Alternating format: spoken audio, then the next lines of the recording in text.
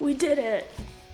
Compared ADHD to depression and the way that we would differentiate between someone having a short attention span and someone having ADHD. Are they hyper-focused? Do they get distracted easily? There's all these symptoms that it's all across the board. A big thing that kind of determines whether you're just distracted or if you have ADHD is one, there's like several symptoms and you're definitely going to have more than one. Adults with ADHD are good at hyper-focusing. This too is a mythology. A lot of men are addicted to porn and a lot of people don't talk about it.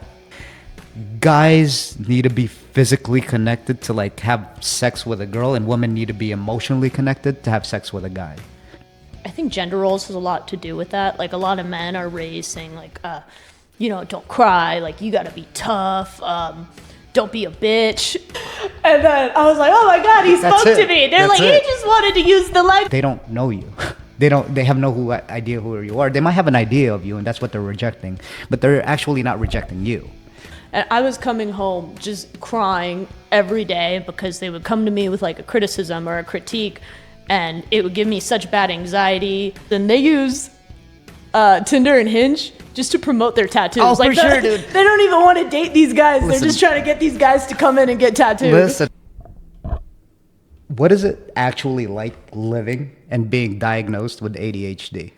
So this is actually a really funny story. I was diagnosed as a young child and my parents never told me because they thought it was a misdiagnosis, even though several of my siblings and I had all been diagnosed with ADHD. So at the time, a lot of people were being diagnosed with ADHD.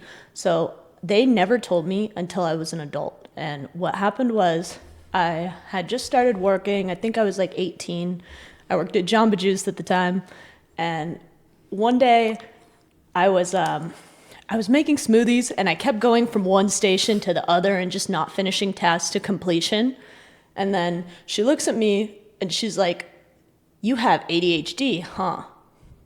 And I took it really offensively, like my feelings were hurt. So when I went home, I was complaining to my parents and I was like, she's so mean to me. She called me ADHD, can you believe that? And they were like, oh, well actually, the doctor said that about you when you were a kid. We just never told you because, you got good grades, so we didn't think it would affect you too much, and we didn't know if it was true.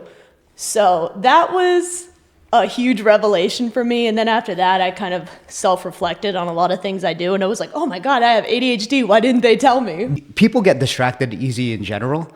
Was it excessive what you were doing? Were you distracted a lot? That's why she or he brought up like, do you have ADHD? Because that's like a wild statement almost. It's like, wait, what? I definitely think it was probably more than the average person. I think too with ADHD, while everyone can get distracted, I'm persistently distracted easily. And there was different stations. I can't exactly remember how it went because it's been so long since I worked there. But one person would get the ticket, you'd start making the smoothies, and then the next person would pour them in a cup or finish the garnishes and give them to the customers. Or one person was the cashier, and I would like go and I would check someone out and I'd start a smoothie and then I'd pour it in. And I would just, I was all over the place. Like I couldn't stick to my specific station. And then when they would try and talk to me about it, I think I was so blind to what I was doing that I just didn't understand. I was like, but I made the smoothie. Interesting. So then just from hearing that, I would say it was pretty excessive. So you went, or excessive to where you were distracted and going all over the place, correct? Yeah, I definitely think as an adult now that I'm aware of it, I've kind of realized compared to my peers, certain tasks are more difficult than me. And I have read some stuff online that on average, people with ADHD have a difficult time holding on to one job for a long period of time. Is it because you get bored easily? I think one, I get bored easily. Two, most people with ADHD are very hypersensitive to rejection. There's a couple different problems. Interesting, yeah.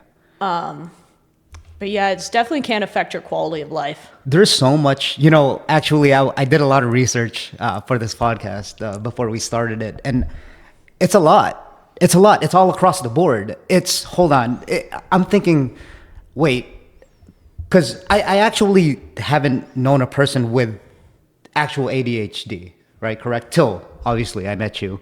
But when I was doing the research, I'm like, wait, so are they hyper focused? Do they get distracted easily? There's all these symptoms that it's all across the board. I'm like, wait, which one is it? But I guess like anything else, it's individualized for the person on how they react to the ADHD, correct? Yeah, I think a big thing that kind of determines whether you're just distracted or if you have ADHD is one, there's like several symptoms and you're definitely going to have more than one. Also, you've probably had it your whole life, or maybe people who are diagnosed later in life, I think they had these problems when they were younger, but they were maybe overlooked. Right. Like I definitely always had a hard time focusing, but it's like, for instance, like I don't just get distracted. I have trouble prioritizing when I'm like organizing tasks. I can be emotionally explosive and then gets distracted as we're talking about. Yeah. So that's actually where I was going to go next, because living with ADHD, what do you have the most hard time with that you kind of try to cope and try to get better at? You know, whether if it's getting distracted with one thing or maybe it's the explosive like emotions that you have. How do you try to regulate those things? But back to my first question, which is the most annoying about it, I guess?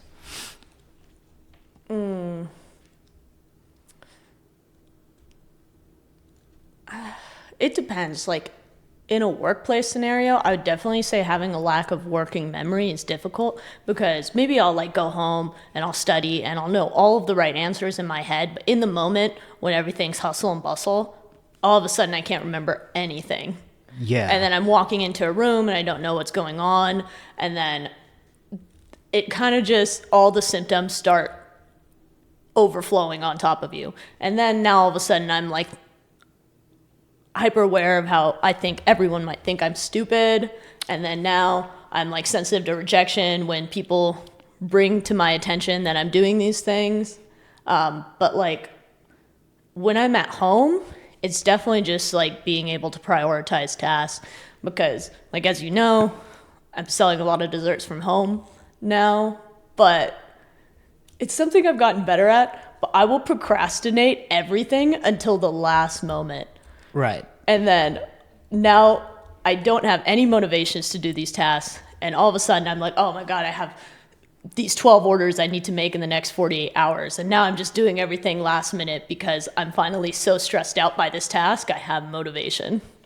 Yeah. So that leads me to my next question, because nowadays, especially when, I'll watch YouTube, almost everyone and their mothers will say they have ADHD, and I'm sure they're just kind of putting it out there. They didn't really go to a doctor for it. I mean, some people did. I heard 80% of actual adults that think they have ADHD don't.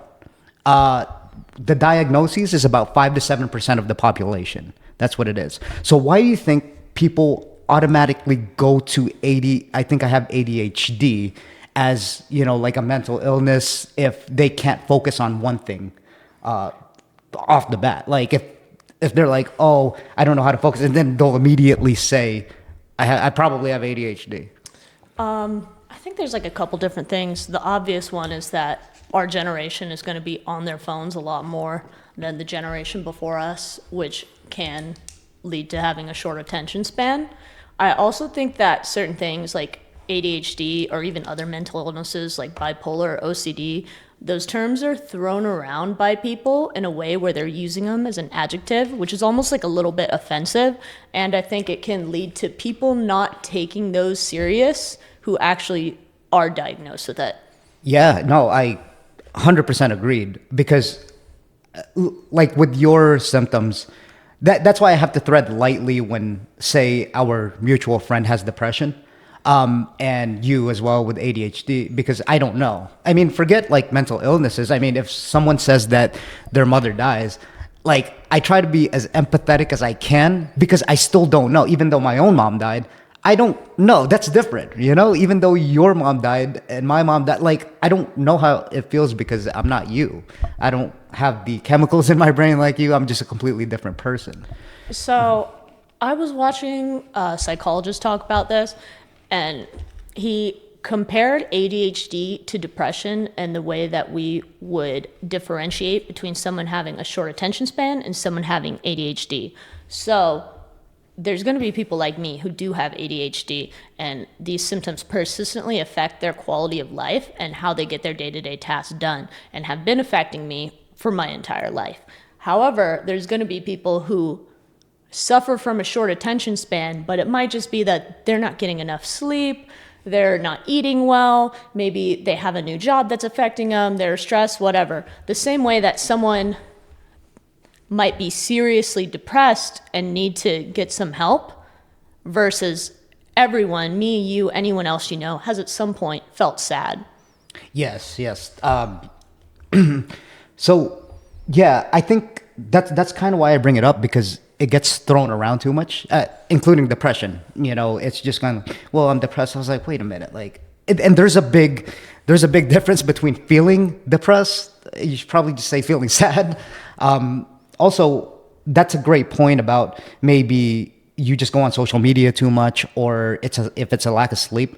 Because I was reading, we talked about this at work, but then I was reading this book called Lost Connections, and the most thing that made sense out of that book, besides like the actual studies and facts, were if you're gonna self-diagnose yourself with ADHD or depression, you should probably cover the bases first. Try to regulate your sleep. Well, how do you regulate your sleep? Go get some exercise. Well, how do you get some exercise? Get up and do it. Or maybe work on your nutrition, get some more sunlight. Have those bases covered first before you self-diagnose, I guess you could say, yourself with depression or ADHD. Because I agree with you, it is offensive if someone actually has, that's a pretty serious disease to, you know, walk around and claim that you have. So, do you think it's a genetic predisposition? Or from what you know about ADHD, do you think it's genetic predisposition, or you can get it along the way, like an allergy or something? I don't necessarily think you can develop ADHD. I think maybe the symptoms will be more obvious later in life, especially like when I was young and in school, I had ADHD, but it didn't really pose enough of a problem in my life that my parents thought it was important to tell me. Whereas now as an adult, I have like responsibilities to produce this much income and get this much done at work. Now there's a lot more on my plate where these things are affecting me. Yeah, for sure. So we talked about a little bit about like the correlations of ADHD and depression. For you, how does it affect? So if you have like a bad day. Oh my gosh, I missed huge part of your question. I'm so sorry. I'm That's just okay. now realizing it. No, that's all right. But I definitely think it's genetic. So there's things too, like if one member of your family has ADHD, you're more likely to be diagnosed with it. I also think there's like, if I'm not mistaken, like if you have a member of your family that has like, say, depression or schizophrenia or OCD, you're more likely to be diagnosed with ADHD. I think that could just be generally that like you might have a little bit of neuroticism that runs in your family, or there might be multiple genes. I'm not a psychologist, so I couldn't break that down specifically. Yeah. But there's definitely a family history of ADHD for me. Yeah, like an inheritance, like kind of like an alcoholic, as I know. But so also, I wanted to add some context to that, because I can only imagine that which is the default mode network, which is the ability to examine your own psychology. I'm guessing that's like it goes from 0 to 100, or yeah, like pretty much 0 to 100, correct? If you do have ADHD, like I'm sure you're like a overthinker or over-ruminator. Yeah, definitely. I think ADHD is weird because, like, on one hand, there's just things like I can't focus, things will go over my head. Like, even right now, you're asking me questions and I'll like get stuck on one part of the question and miss the other. But then at the same time, if I'm really interested in something, or just like something is really bothering me, I'll get borderline obsessed with it and I'll dive deep. Like one day I started researching regional cuisine at probably like 11 p.m. at night, and I wake up my boyfriend at 3 a.m. and I was like, hey, we got to go try some Shanghai regional delicacies. Or I'm like, all right, so we're going to make all these different kinds of okonomiyaki over the next couple days and compare them. And he's like, it's 3 a.m. Like, this is not important. But I just feel like I have to get it out or I'm not going to remember the next day. Yeah, and I'm sure he's like pretty aware of like obviously your symptoms. And how does he deal with that part, or does he even have to deal, or is he just used to it, or is it like is there like motions in place that you're like, hey, if I do this, then I think when we first started dating, it wasn't exactly prominent. Like, he recently described it. He's like, your ADHD is like a blessing and a curse.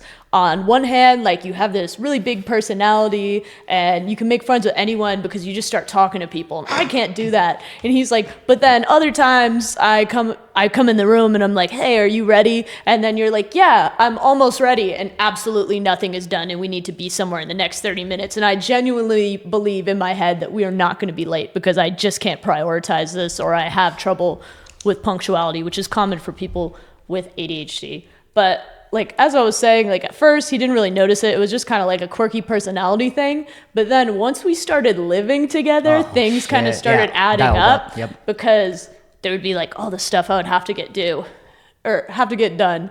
And then I would get like really obsessed with deep cleaning one room. And then this one room would be spotless. And then there's just like a giant pile of laundry where it's like, okay, but what about that? And I'm like, oh no, just out of sight, out of mind, didn't even think about it. And then I think after we lived together for about a year, he kind of politely confronted me. Like, he loves me, so it was in the most like supportive and constructive manner. But he just kind of said like, hey, your ADHD tends to get the best of you, and I'm noticing that it's affecting you a lot, and you should probably try and work on that. Yeah. So what were some of the things that you did work on specifically for like living with each other, or what did you try to do to kind of like mitigate what he thought was the big thing that he was concerned about is probably how me being hypersensitive to rejection was affecting me in the workplace, because I had one job that I had consistently for a while and everything was going really good. But then I was like, okay, I need to take a step up. Let me move on. And I went to work at this different restaurant. It was over my head. It was my first fine dining job. There was a lot going on. I just had trouble meeting the standard and keeping up. And I was coming home just crying every day because they would come to me with like a criticism or a critique, and it would give me such bad anxiety. And it's like, I had trouble focusing compared to the other people in the room. So obviously I was kind of like the weak link. Like, I wasn't going to make it, even though I tried.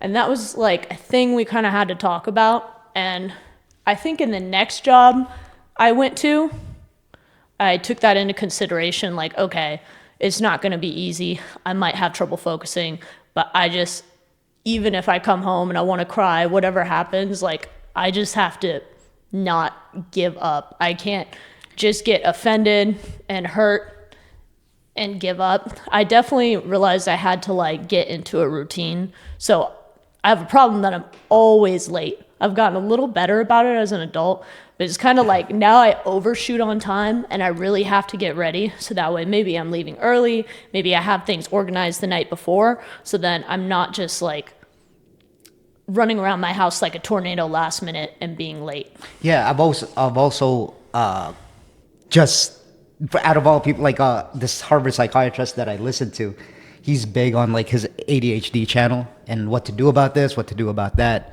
And yeah, that's exactly what he was saying. He was saying that in order to kind of combat that, you have to make like routines for yourself, because since some symptoms of ADHD, or most of them, you tend to get distracted easily. But then if you build a routine and your habits, you'll just kind of automatically, like what you just said, right? Like, you're more mindful about leaving early because you don't want to be late for work. I mean, that's a habit. You know, I feel the anxiety if I'm even 10 minutes early for work. Like, I'm usually 20 minutes early from work, you know? So that's one of the things that I found fascinating, because habits seem to pretty much, or dropping habits or picking up habits seem to be like very, very powerful. I keep forgetting to touch upon this, but like we talked about earlier, where a lot of people have problems being distracted but don't necessarily have ADHD, and it's just that they need to focus maybe a little bit more on their sleep schedule and their diet. Those things benefit me too. Like, as a person with ADHD who doesn't take medication, the best tools I really have against myself are trying to go to bed at the same time every night. And it's hard because most people with ADHD are the types to stay up all night and can't sleep. But if I go to bed at the same time every night and I wake up early instead of like letting myself sleep in, even when I really want to, or I eat healthy, I get a lot of like whole foods, vegetables, take my vitamins, drink enough water, and I'm like dieting, getting sunlight in a way that's healthy, I definitely feel better and I can focus more.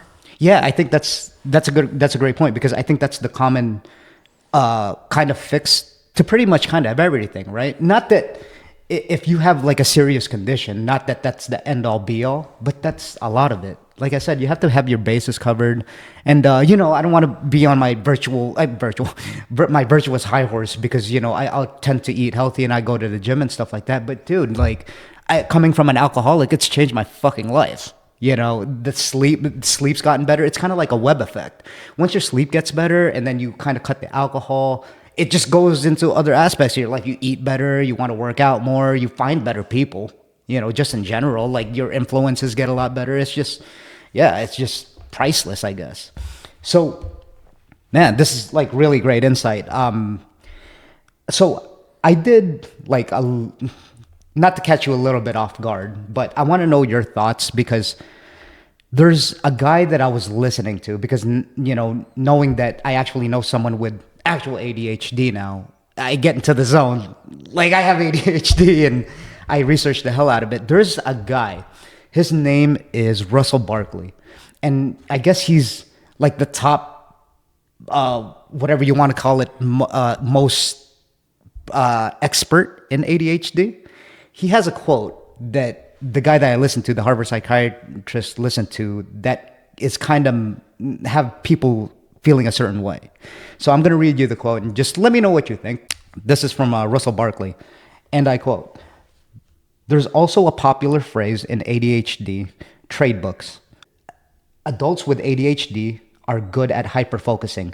This too is a mythology. This is actually perseveration. You're unable to interrupt what you're doing when you have shifted to doing something else." What do you think about that statement? And because let me add on to that before I ask you, because like I said, ADHD is almost across the board. You'll hear that, yeah, I'm sure that they get hyper focused on something, and then, they go down a rabbit hole, and then they learn those are like the advantages that some people, there's memes about it, right? Like, those are a lot of the advantages that people with ADHD have. But at the same time, I guess Russell Barkley is saying, well, that's not it. You're just being distracted. So can you tell me how you feel about that and what you think about that statement? I mean, it's hard for me to come up with how to react to this statement just on the spot. Yeah. I definitely think it's like a little bit relatable, because it is hard for me to shift gears once I'm already focused on one task, and then we get added another thing on.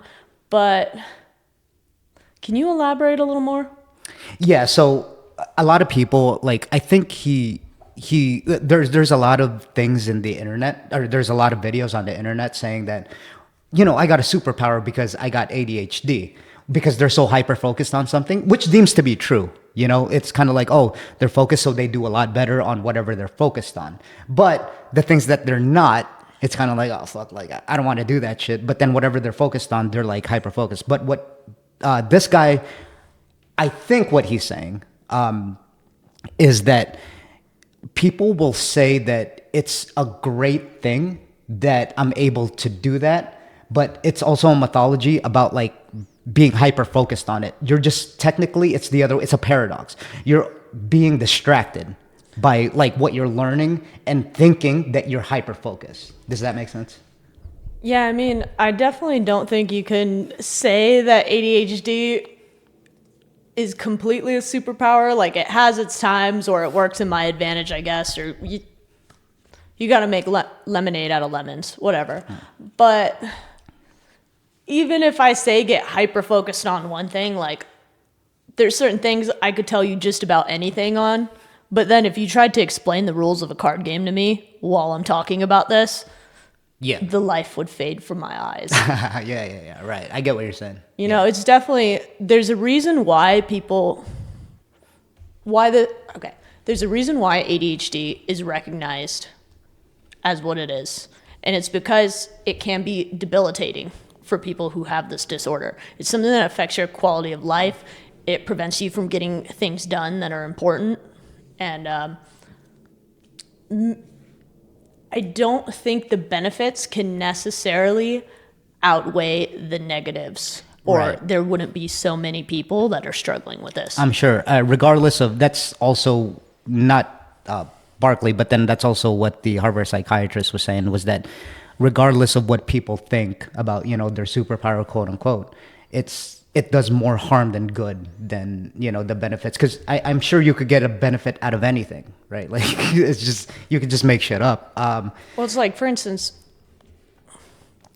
I think there's like a statistic where a lot of musicians or famous artists actually have bipolar disorder. Maybe feeling all of these emotions so heavily might make them more creative, but it doesn't mean that it's not severely affecting their quality of life. Yeah, it's more of a hindrance than it is like a benefit. Yeah, for sure.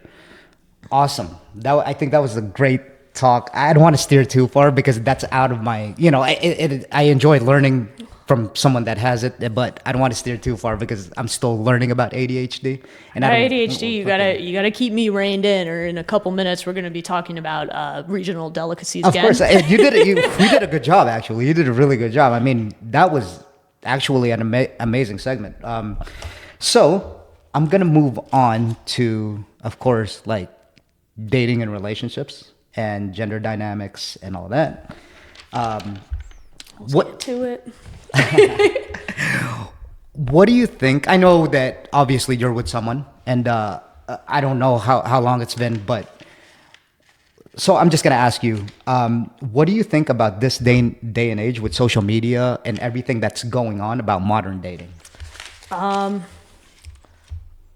I definitely think it has a lot of negative adverse effects for men and women, but on two different sides of the coin.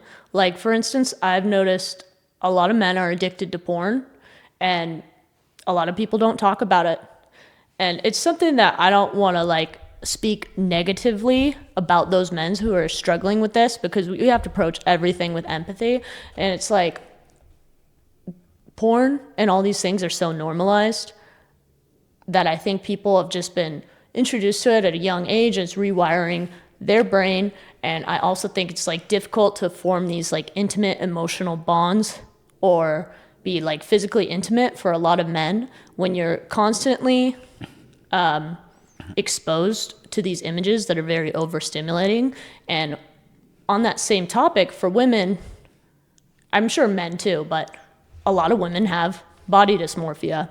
And I think it's because a lot of women are, one, on social media, a lot in the media. There's like all these images of really beautiful women that you don't know if they're like altered images. You don't know if they've had surgery. It might just be a woman who's like genetically blessed and happens to be beautiful. And women are constantly comparing themselves to these images, but also being held to kind of an unrealistic standard of how they look. And another thing is too, I think sometimes people don't appreciate what they have when you're at the palm of your hand. There's like Instagram, there's Tinder, whatever, and you can get this instant gratification where it's like, oh, okay, my girl didn't reply. Well, this girl's messaging me. Or some girls are like, oh, well, he hurt my feelings, but I have 10 guys in my DM. Yeah. So like, it's a dime a dozen. Whereas like maybe our parents' generation might have just sat down and had to deal with it because they didn't have these options at the palm of their hand. But you can't always like just see something you have on social media and take it for reality, because this girl might be in your DMs, but it's probably a scammer. It's probably a fake girl. You never know. Yeah. I mean, yeah, that goes, actually, I'm a single guy and, I've been on Hinge and there's a lot of bots just to keep you on the app, I'm guessing, and a lot of scammers and, all that stuff. So. I have friends who are like tattoo artists and they use Tinder and Hinge just to promote their tattoos. Oh, like for sure, dude. They don't even want to date these guys. They're just trying to get these guys to come in and get tattooed. Listen, man, I'm so glad that you brought that up because, long story short, I was on Hinge one time and then this girl, she's like, "Oh, can I video call you?" We were talking for a minute, right? Like she completely knew what she was doing. She gained my trust. She was like, "Oh, can I like video call you?" I'm like, "Yeah, sure." I was like, "Yeah, actually, that's perfect." She video calls me and just goes ham on trying to sell me solar. Like that was her like main objective. She was like, "Okay, but like we could go on a date, but do you have solar in your you're life?" a hustler. I like that. Yeah, you had to respect She's it a little about bit. her money, Dude. She was like one of those aggressive like salesmen too. It wasn't even just like it was like smooth transitions on like the benefits of solar. It was just So like, did you how come talk you don't have about it solar over yet? coffee or? No, I was like, all right. Do you well, have solar now? I do have solar now, Oh. but not from the girl from the last guy that was here from the podcast because he gave me a homie discount. Thank you, Brian. I was like, all right, but yeah, no, I think it's fascinating. I think it's I've also talked about this before on the podcast where it's kind of like the illusion of choice, and I could only imagine that. Listen, man, like regardless of how guys, because I know what's going on in the quote unquote manosphere and the incel community, and all that stuff, just because it's fucking fascinating, and the red pill stuff. I know guys, there's a lot of young guys that I've talked about that are depressed because they don't know how to approach women. Like you said, they're always on their phones. They have no social skills, they're addicted to porn because it's the easiest route to get all those dopamine hits and they just don't have to put in any effort. With that comes a lot. It comes a lot with addictions. You don't have to get rejected, which is, by the way, I get it because it's one of the more painful things for guys to like come up to a girl. I've said this multiple times. The only hypothesis is like it's an evolutionary kind of thing. Almost like if you don't if you don't find some way to propagate with a woman, then that's the end of your fucking bloodline. I mean, yeah, that's going way over the extent, but that's just one of the theories that I heard. But it's one of the scariest things. And I feel for guys. That's part of the reason why I always ask when I have a female here. I think it'd be very helpful when I have females here.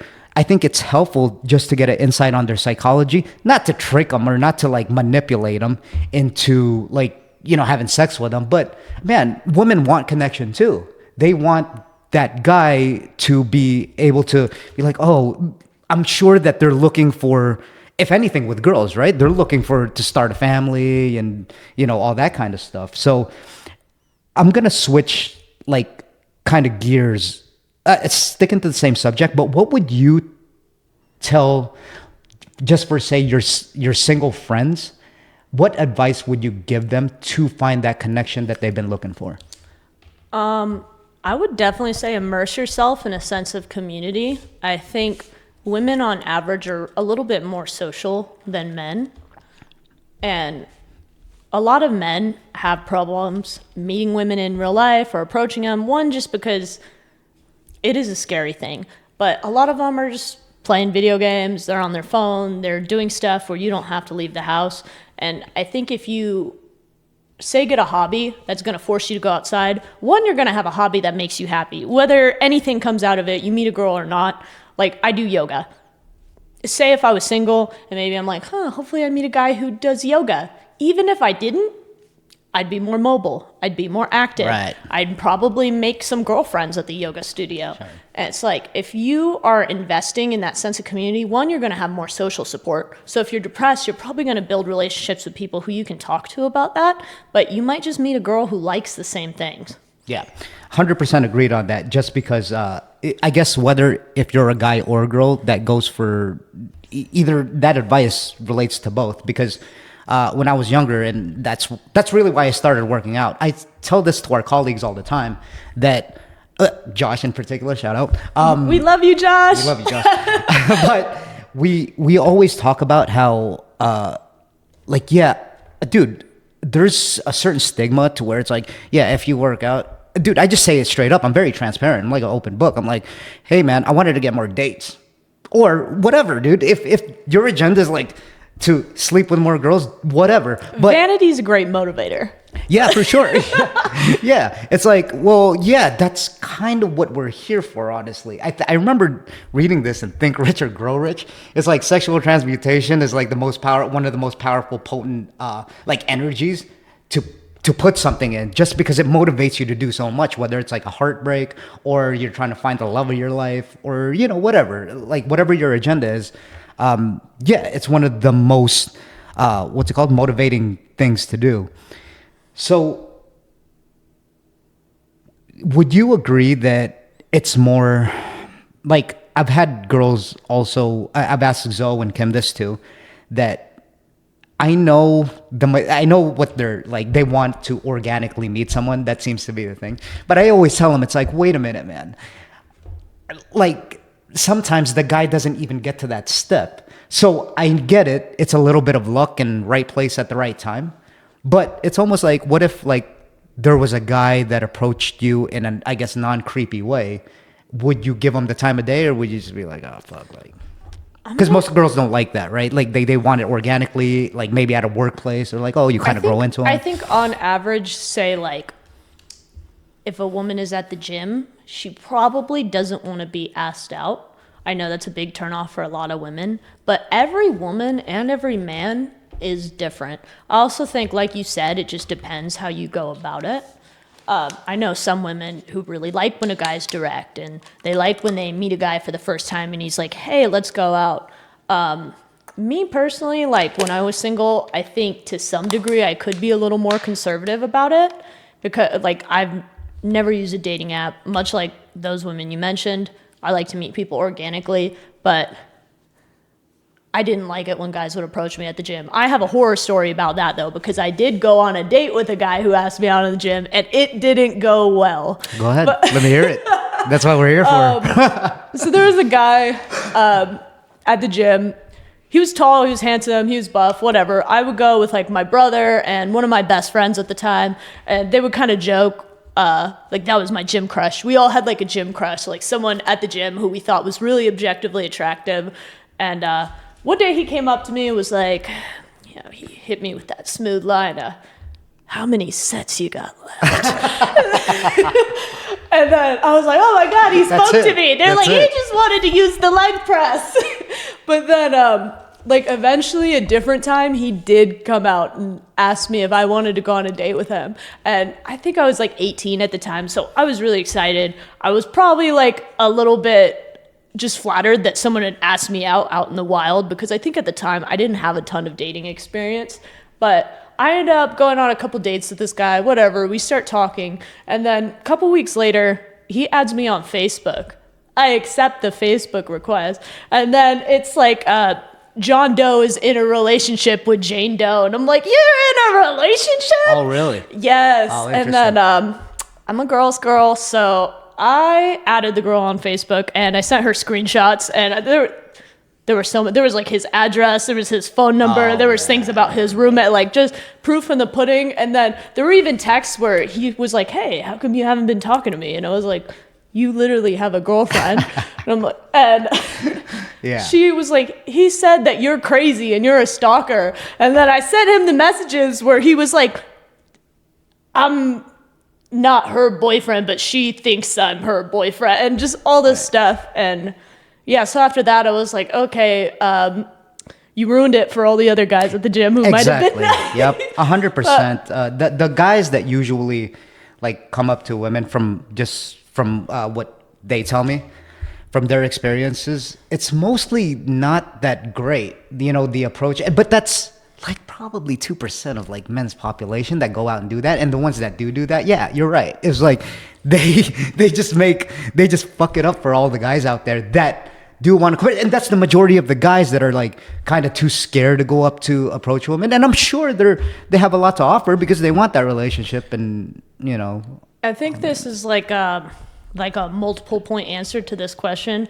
One, I want to say, like, on behalf of all women, I think just about every woman I know has experienced a time where a man has tried to coerce her into sex, a man has maybe followed her, a man has like sexually assaulted or like physically assaulted her, or just things that were very scary for women. So it makes us very apprehensive or almost like hyper aware of our surroundings when we go out in public, because we've just been trained to be like that.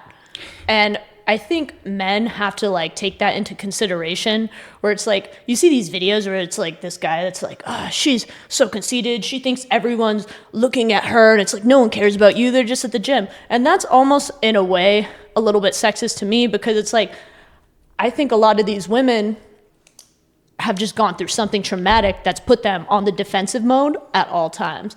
But on the other hand, it is frustrating for men, because it's like, maybe this guy does have good intentions and is just really looking for a connection or wants a genuine partnership or to meet someone organically. Like, I know a lot of guys who don't like dating apps and have their own horror stories. And then every girl they approach is like literally scared of them, which sucks. But I'll say that, like, for me, I would probably, if I was single, go out with a guy who I might have met at the gym or whatever situation, if we already had like a pre-existing like acquaintanceship. So there's a difference between like, I'm just working out and a guy makes me take off my headphones and talk to him and he's like, hey shawty, nice tats. Versus That's the move, honestly. I get it so much. I hate when like people ask me my tattoo artist and I'm like, tattoos by Herms, and then like they don't pull out their phone and follow him. I'm like, or it's like a guy with no tattoos. I'm like, you don't want a tattoo. That's I'm sorry. I've happens to you too, I'm sure. Yeah, I've said that before. Actually, I was the one that said that before. But I understand that about women, like what you just said. And nowadays, when I ask them, like, oh, I really like your tattoos, have a good day. Like, I really like, I'm just like, okay, yeah, it's maybe, yes, of course, I have an intention of talking to her. But it's almost like read the room. Almost. And I think it's just probably nice to say. And I really have to like the tattoo. Honestly. Like, I'm not trying to be like the fucking, okay, you're so like genuine. Nah, it's like, if it's a shit tattoo, I'm just not gonna say anything. I'm not gonna be like, oh, that's a great tattoo. With the fear, man, fuck, you're hitting like all the notes, because I just watched this video. I also watched like to get a female psychology of things. Pretty much what you just said. She was saying, I can't reference, but she was saying that girls pretty much are always in fear, just because obviously how we evolved, and there's a lot of like creeps out there. Guys are physically stronger and they're always looking over their back. And then it went into this like crazy, like not crazy, but then it's like the guy has to like make her feel secure and trusted, and that's how you're gonna be able to be intimate with a girl. Because I've also heard this in other books. I'll try to say it if I can remember. But then it's almost like guys need to be physically connected to like have sex with a girl, and women need to be emotionally connected to have sex with a guy. What do you think about that one?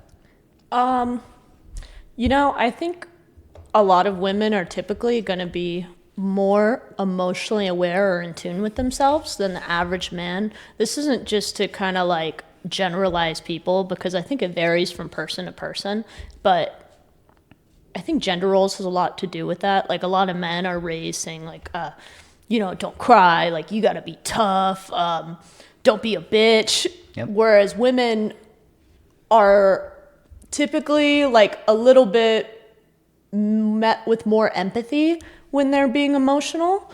So women are more expressive of these things. Whereas men, it's like a lot of them have trouble expressing their emotions verbally. So I think until they like kind of have this physical bond with a woman where they're like starting to develop the release of oxytocin in this relationship, they might not feel safe. Right.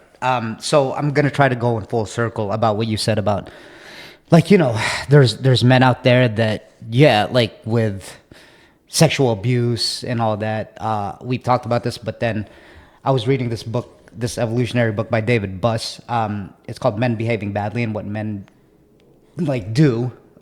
So usually sexual harassment is usually, you know how you see those movies and then all of a sudden some guy comes out from the alley. That's not usually where it happens, right? I mean, I'm sure it happens like sometimes, very little, but it's mostly the guys that are in power, like kind of like what's his name, Harvey, like a Harvey Weinstein kind of type that try to coerce into, you know, women having sex with him. Also, guys, I can only assume, have very terrible social skills when it comes to like the actually approaching women and or trying to even talk to women at work, just because I guess they're just not skilled enough. They just don't talk to enough women just in general. So yeah, I mean, I think everything is a skill. I think if that's your intention, go ahead. I've said this in the podcast before. If you are interested in a girl, I think you should just express your interest in a quote unquote non-creepy way. Now, how you're going to do that for a guy is going to be up to you. I can't tell you how to do that. I know my ways of doing that, but yeah, you should probably just express your interest, because I've said this before that just get it over with, man, you know? And plus it adds to your like repertoire. You're going to get used to getting rejected. You're going to get your, you know, skills up with talking to the opposite sex. And yeah, you just, I guess, grow more balls that way. Right? I've told my friends this, not just men, but also women who like kind of ask me for dating advice. The worst thing someone can say is no. So you don't have a girlfriend, whatever. You ask some girl out, she says no. You're in the same position. You still don't have a girlfriend. Yeah. But that no is to some people, correct? Like that's, I mean, we can say like, yeah, you're right. We could put it in perspective all we want. But then it's almost like that's what some people are scared of. Like I said, nowadays, since, you know, I'm a lot older, a lot more experienced, it's just like, all right, whatever, you know. But I remember it was crippling. It was almost like your evolutionary monkey mind runs, and then you're like, oh, fuck, that's going to like hurt my ego and shit. Some people can't handle that kind of like emotional rejection. I mean, no one likes rejection, but I do think you kind of have to, this is a thing I've learned because I'm very sensitive to rejection. And I'm like a little bit conflict avoidant, honestly. But you kind of have to reframe the way that you see conflict and the way that you see rejection as something constructive. Like, yeah, that sucked. It hurt my feelings. I'm going to go home and eat a little ice cream and watch a sad movie, whatever. But at the same time, now instead of being like fantasizing about what could be with this person, I'm probably going to set my eyes somewhere else and seek out someone who might be better suited to me or actually respond to my affections, rather than just like trying to think of new ways to talk to them. Like, you got it over with. They said no. It sucks. But you also might think like, hey, maybe I approached that girl and after seeing the way that she reacted to me, I realized I came on a little too strong. Or maybe I should have like asked her a little bit about herself or got to know her or found like a more organic intro into talking to her rather than just like approaching her and be like, hey, go out with me. Yeah, for sure. There seems to be a theme, especially in this podcast, or how just to get better with anything, it's just consistency. We got Mr. Bitches over here. No, just kidding. What's up? No, I'm just like, it's just consistent.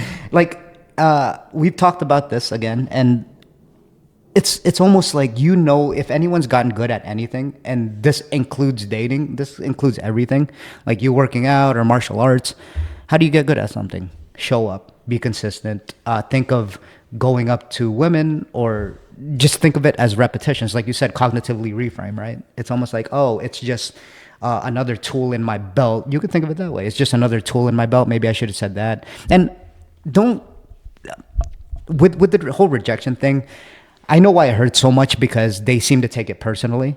But listen, it's almost impossible to take it personally because they don't know you. They have no idea who you are. They might have an idea of you, and that's what they're rejecting, but they're actually not rejecting you.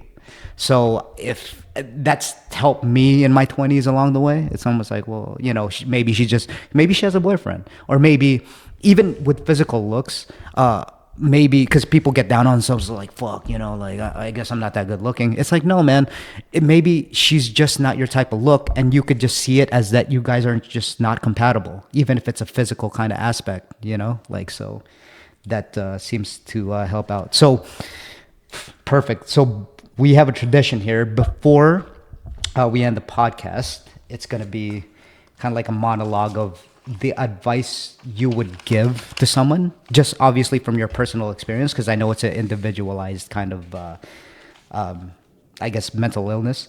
What advice would you say to regulate, like something like ADHD?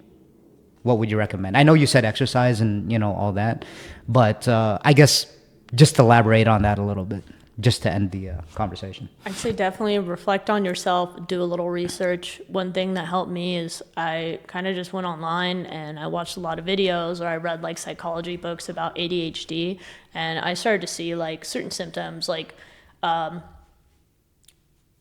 executive dysfunction, like big emotional reactions that are unwarranted, and then a lack of punctuality or certain things like that I might not have been aware of were caused by ADHD. And now that I know that's a thing that I do, I can kind of stop myself. Like I used to always interrupt people. I still do it, but now I'm aware enough that when it happens, I can apologize, or I can try and rein myself in and not interrupt people to offend them. And I also think, just take care of yourself, get on a consistent sleep schedule, take your vitamins, be early. Be early. Perfect. I like that one. That's solid, good advice. One thing I would probably say on the other side of that, dealing with someone or knowing someone with the ADHD, we've talked about this, but yeah, I think you should. I think it's just really, really good to be empathetic about things. Don't just assume. Maybe ask questions. Ask a lot of questions. And yeah, just put yourself. I understand. My mantra, just in general, was always like, look, regardless of what it is, regardless of the cards that you were dealt or the mental illnesses that you have, yeah, it wasn't your fault, but it is your responsibility, I guess. And however you decide to do that, that's why I asked for your advice. You have your own ways, and I'm sure someone will have their own ways, like hiking or whatever, eat better. But yeah, just dealing with someone with just a mental illness, PTSD too. Just be very empathetic, ask questions, and I would say let them connect the dots on their own, and they'll figure. Hopefully, they'll get the tools and they'll figure it out. So awesome! Thank you for coming on, Rachel. Thanks for having me. Fucking, that was dope. We did it.